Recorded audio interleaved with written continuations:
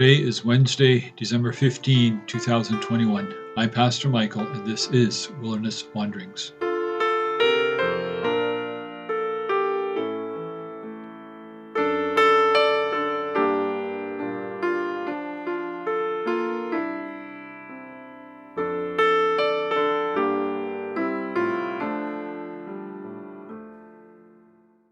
Our text is from Luke 1. Zechariah wrote, "His name is John." Immediately his mouth was opened, and his tongue set free, and he began to speak, praising God. Verses 63 to 64.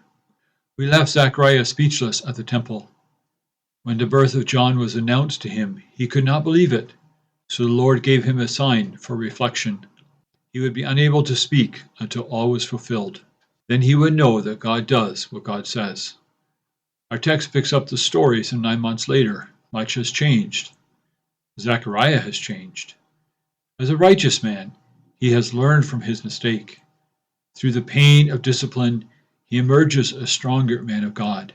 He testifies to God's grace. Those who are arrogant, thinking they know it all, have no need for God or for instruction.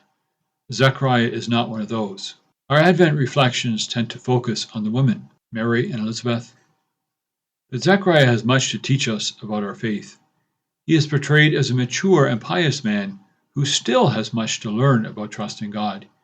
He is a spiritual man who discovers we can never coast on past spirituality. Often, we are tempted to put our spiritual well-being on cruise control. Christians can get to a place where they do not expect anything new from God. No new calling, no new spiritual insights, no more maturation. It is a joy to see an elderly saint who lives in expectation of knowing the Lord more fully and serving Him more deeply.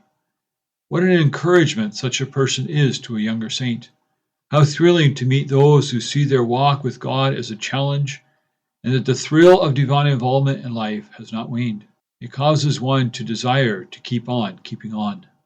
Zechariah reveals that even good old saints can still grow up and learn to walk in deeper trust with God. That simple lesson comes to the fore in his naming his child John, even though others want to name him something else. The whole family and the whole neighborhood have come for the event. As Luke tells the story, they have taken charge. They want the boy named after his father, but Elizabeth objects. However, she is just a batty old woman. That is not the way we do things around here. So they turn to the boy's father, the whole crowd of them. Zechariah Jr., right? Nope. His whole family and his in-laws and his whole village are standing in his way. But Zechariah will walk where God tells him to walk. The pressure of custom will not become a reason to disobey God. Peer pressure and the attitudes of the world can often make us act in ways that differ from where God would take us. Whether in values, entertainment, or the way we do business, the world's ways are not God's ways. Zechariah has learned to hear God and not the custom of the world. During the months of Elizabeth's pregnancy, while God's promise was slowly coming to pass, Zechariah was learning that God makes good on his promise in his own timing and in his own way. He has learned this lesson, and his obedience becomes public. His name is John, which means graced by God. Zechariah has been graced by God. 9 months of silence were a gift of grace. As you journey on, go with the grace of God.